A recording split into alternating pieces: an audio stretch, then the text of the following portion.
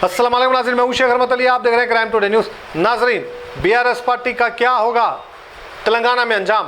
क्यों BRS party पर लोग नाराज़ हैं? क्यों बीआरएस पार्टी माइनॉरिटीज़ मुसलमानों के लिए कोई काम नहीं की है इन 10 सालों में? ये सारे बातों का खुलासा किया जनाब मोहम्मद अब्दुल खमर, जो बीआरएस पार्टी जब बन रही थी उसके फाउंडर भी थे, और इसके बाद केसीआर के पॉलिसी देखकर ये हट गए और इन्होंने एक वीडियो जारी की और इन्होंने ये सारे तफसीलात बताई कि आने वाले वक्त में किस तरह से माइनॉरिटीज़ और मुसलमानों को धोखा मिल सकता है अगर फिर से केसीआर आए। क्या ये सारा माजरा? आइए हम सुनते और समझने की कोशिश करते हैं। शेख शफी की इस रिपोर्ट। अस्सलाम वालेकुम मेरे अजीज दोस्तों, बुजुर्गों, साथियों, माँ बहनों।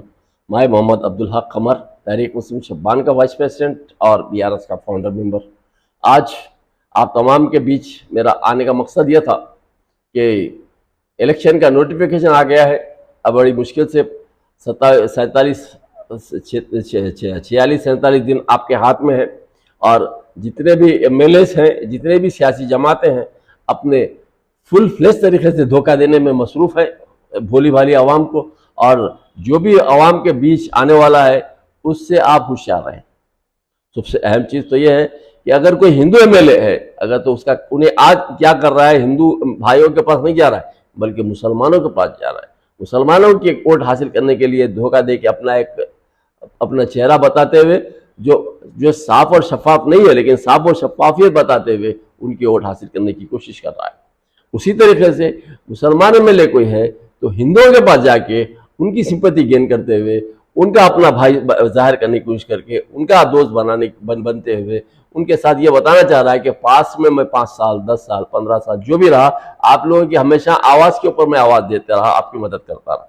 जबकि आप ये तमाम चीज़ों को अगर आपको सही मानों में देखना है तो इनका 5 साल पहले का क्या रिकॉर्ड था देखिए, उनके पास कितने एसेट्स थे देखिए, कितनी प्रॉपर्टीज थी देखिए, 5 साल में इन्होंने कितनी प्रॉपर्टी और कैसे कमाए, कितने मामले इन्होंने कॉम्प्लेक्सेस में इन्होंने अपने आवाम को लूटा, कितने तरीके से अपार्टमेंट में लूटा, कितने तरीके से जो आजकल मॉल्स आ रहे हैं उसके अंदर किस तरीके से इनकी हिस्सेदारी रही, किस तरीके से रोडों में, कंस्ट्रक्शन में, हर वो जगह पर इन्होंने रोए अटका के, किस तरीके से अड़चने पैदा करके, किस तरीके से आवाम के पैसों को अपने हासिल किया।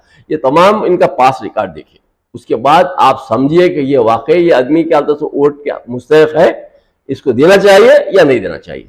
ये दो चीज़ों को सामने रखने के बाद आप अपने वोट को इस्तेमाल करिए, क्योंकि धोखा देने की बात तो आपके सामने, हर वो चीज़ आपके सामने आईने की तरह शफाफ है।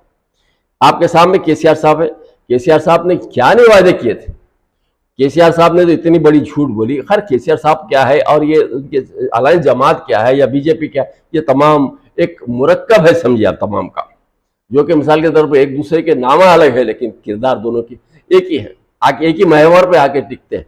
तो बहरहाल मेरा मकसद ये था कि आपके सामने वाज़ेह करूं कि सच्चाई क्या है और सच्चाई को जाने और सच्चाई को समझते हुए अपने वोट को इस्तेमाल करें। सबसे पहली चीज़ आपने देखा होगा कि जब इलेक्शन की नोटिफिकेशन आने से 2 घंटे पहले खाली हमारे जो नाम नेहाद मुसलमानों के जो बेरिखा समझिए या उनके ठेकेदार समझिए मुसलमानों के, जिसको केसीआर साहब ने एक जिम्मेदारी सौंपी है, तो मुसलमानों के ठेकेदार बन के लोगों को, मुसलमानों को यानी कि गुमराह करके, धोखा दे के अपने आप को जो फ़ायदा हासिल करने की जो कोशिश करते हुए आ रहे हैं गुज़िश्ता 10 साल से, वो साहब ने जहांगीरपुरा की दरगाह के पास फिर फाउंडेशन स्टोन रखा और उसको फिर 50 करोड़ रुपए की बात जो थी वो केसीआर साहब की तारीफ के पुल बांधने लगे।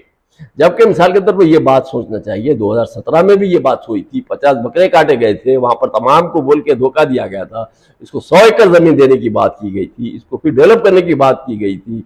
इसके साथ फिर आपके कहते हैं बाबा शरफुद्दीन की पहाड़ी के ताल्लुक से इसकी डेवलपमेंट की बात की थी, उसके लिए मखसूस बजट की बात की गई थी, और आपके अजमेर शरीफ के रूबात की बात की गई थी, इस्लामिक सेंटर की बात की गई थी जो कि ओल्ड सिटी में इस्लामिक सेंटर होना चाहिए। ये तमाम तकारीर थे, 12% मुसलमानों को देने की बात की गई थी। आपके जिस तरीके से आपके जो आपने तकारीर में बताया था, ये तमाम एक धोखा रहा। जिस तरीके से अमित शाह का जो जुमला है ना इलेक्शन के लिए, हम अब एक जुमला था वो हमारा तो इन्हों भी तेलंगाना लाने से पहले भी इनके ये जुमले थे धोखा देने के। वक्फ बोर्ड की जुडिशरी पावर बनाने की भी बात इन्होंने की थी, कोई इनसे पूछा नहीं था कि वक्फ बोर्ड को आप जुडिशरी पावर देने वाले हैं। इन्होंने खुद से कहा था कि जुडिशरी पावर देंगे। इन्होंने खुद नहीं कहा था कि वक्फ बोर्ड को कमिश्नरेट में बदलेंगे। इन्होंने ही कहा था कि मुसलमानों के साथ नाइंसाफी और वक्फ बोर्ड के अंदर तमाम जायदादें नुकसान होती चली जा रही, हम आने के बाद इनका इंसाफ करेंगे। ये इंसाफ ये है कि मिसाल के तौर पर आने के बाद सबसे बड़ा अगर नुकसान हुआ है तेलंगाना में तो यही बीआरएस की तरफ से हुआ है, जो पहले टीआरएस थी। आज तक सिवाय धोखे के ये लोगों ने कुछ नहीं किया। यहाँ तक कि जिस वक्त इलेक्शन तेलंगाना आने से पहले इन्होंने क्या क्या नहीं कहा था, धोखे में कोई चीज की कसर नहीं रखी थी। इन्होंने ये कहा था कि आंध्रा वालों के भूमना ब्रदर्स है, चंदना ब्रदर्स है, नारायणा कॉलेज है, चैतन्या कॉलेज है, ये तमाम के तमाम हमारे जगह पर क्यों रहना है? लोग हमारे लोगों के कॉलेजेस रहे, हमारे लोगों का फायदा होना चाहिए, आंध्रा वालों को भगाना है हमारे।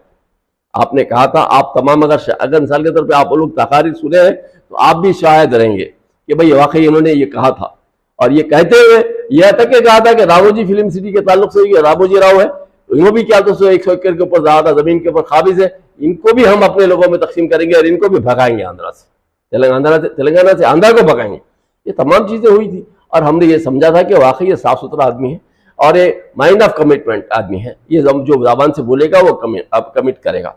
हमारे जहन में ये बात थी, लेकिन अफसोस इस बात का है कि जिसको हमने भरोसा किया वही हमारे सीने में खंजर घोंपा। आज के सामने आपके सामने 10 साल इनका दौर आपके सामने है।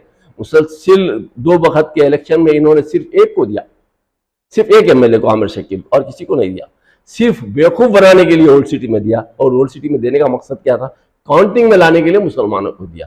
और जब सबसे बड़ी चीज मुसलमानों को आप ओल्ड सिटी में देने का मतलब ये है कि आपको फिल इन द ब्लैंक की उसी तरीके की बात क्या वो तो दिया, जिस तरीके से कारपोरेटर्स को दिया वैसे ही है ये। लेकिन अब मैं आपसे ये बात कहूंगा कि आप तक जो कुछ भी हुआ वो धोखा देते आए। यहाँ तक कि टी राजा को भी आपने धोखा दिया। टी राजा को आपने जुमला कितने दिन उनको इलेक्शन में आपने उन्हें रहा? 237 डेज रहा राजा, 237 दिन डिप्टी चीफ मिनिस्टर के हैसियत से रखे आपने। उसके बाद उसको एक ही मिनट में निकाल के फेंक दिया। क्यों फेंका? आज इलेक्शन का पीरियड है तो फिर उसको बुलाया गया, बुला के फिर उसको रायतु बंधु समिति का एक चेयरमैन बना के फिर उसको दिया गया, क्योंकि उसको अपनी कम्युनिटी की वोट हासिल करना है। तो ये अपॉर्चुनिस्ट किस्म के केसीआर साहब से होशियार रहे। ये कभी भी अपने मौके के वक्त किसको क्या इस्तेमाल करना है ये बहुत अच्छा जानते हैं, और आज तक बेवकूफ बनाते हुए ये लोग मुसलमानों को आज तक बेवकूफ बनाते आए और बेवकूफ बनाते रहेंगे। आज तक आपके सामने है माइनॉरिटी फाइनेंस कॉर्पोरेशन के 2,17,000 18,000 दरखास्त पेंडिंग में, ये दिए नहीं दिए। खाली एक नए तरीके से स्कीम लेके आए 10-12 हज़ार आदमियों के पैसे देंगे, ये भी एक धोखा था। और इसी तरीके से आपके सामने है कि अगर एक बात नहीं मशीन भागीरथता का देख लीजिए या कालेश्वरम एक प्रोजेक्ट का देख लीजिए कि उसके अंदर कितने बड़े स्कैम्स हैं। ये तमाम चीजें क्या है, साफ सुथरे आदमी की अलामतें नहीं है। जो कोई भी आदमी इन्वॉल्व होता है स्कैम्स में, ये समझिए कि आप साफ सुथरा आदमी नहीं है। और इनकी माजी जितना भी 10 साल इनकी हुकूमत रही है, 10 साल हुकूमत में सिवाय वो अपने घर के, अपने खानदान के, अपने रिश्तेदारों के, अपने जो कम्युनिटी के लोगों के जो वेलफेयर का काम समझ के उन्होंने अपने घरों के लिए करा, लेकिन आवाम के लिए नहीं किया। आवाम को सिर्फ धोखा दिया और सिर्फ जुमलों में रखा। अब आइंदा आने वाले दिनों में भी इनके तकारीर, इनके वाह इनके पैसों से इन वोट खरीदने की कोशिश करेंगे।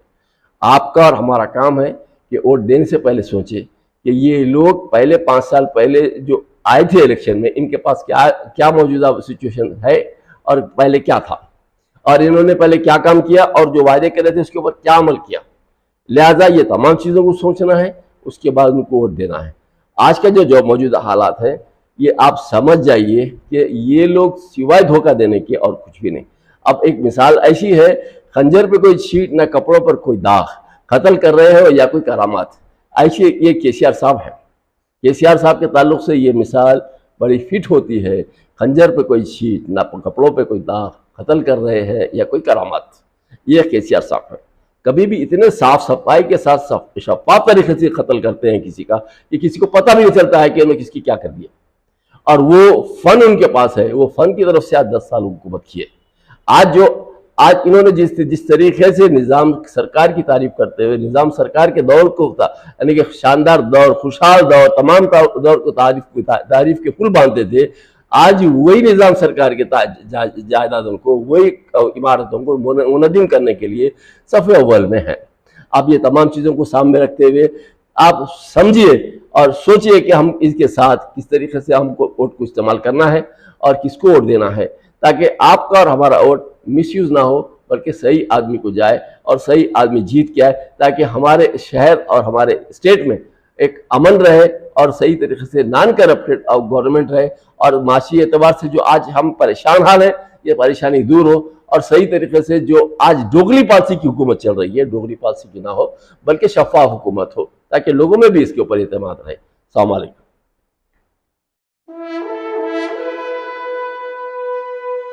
अल्हम्दुलिल्लाह, अपने मुक़द्दस नाम की तरह हर दुल्हा दुल्हन की हयात नौ के आगाज का बावखार नाम HKGN फर्नीचर्स। जी हाँ, HKGN फर्नीचर्स NRIs कारनशीन फैमिलीज के लिए दीदाजेब, शानदार, शाहकार, मजबूत और पायदार, दिलकश और दिलनशीं शादी के फर्नीचर का सबसे बड़ा शोरूम अब Shastripuram king colony main road के पुरसुकून माहौल में। पसंद फरमाइए आपकी शहजादी के लिए खूबसूरत जहेज का मुकम्मल फर्नीचर सिर्फ 29,999 रुपए में। जी हाँ, 29,999 रुपीज।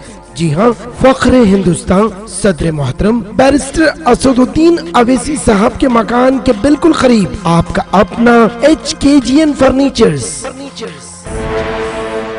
9618650827